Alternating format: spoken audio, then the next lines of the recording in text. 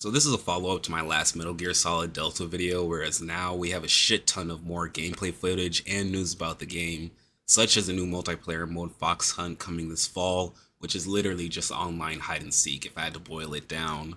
Rest in peace Metal Gear Online, salute that.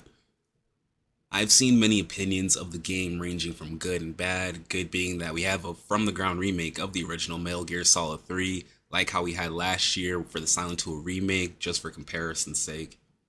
I have seen some bad, like how people are saying that Konami is just trying to bank in on nostalgia, and I can agree with that, but it's also a way to get newer fans interested and invested into the Metal Gear Solid series. The game is going to do numbers, that's not even a discussion, and I believe that if said new person is being introduced to the series and likes the game, they may go and buy the Master Collection Volume 1 and Konami stocks go up. I was one of the people for a little bit that thought Konami was banking on nostalgia. Then I thought about it for a second. In a previous video, I talked about how we should have gotten the Master Collection Volume 2 last year and Delta this year. I believe that this game needs to do well so that we can get a Master Collection Volume 2, hopefully by early 2026, which includes remasters of Peace Walker and Guns of the Patriots. Now, I don't believe I will be playing Snake Eater Delta at launch, only because I literally played all of the Metal Gear Solid games in chronological order what feels like not that long ago.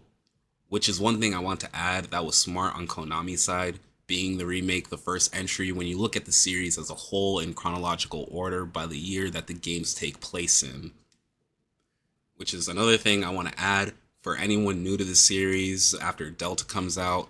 The order in which you play these games are Snake Eater, then Port Ops, but a lot of people don't consider Port Ops canon even though it directly ties to Peace Walker as a prequel.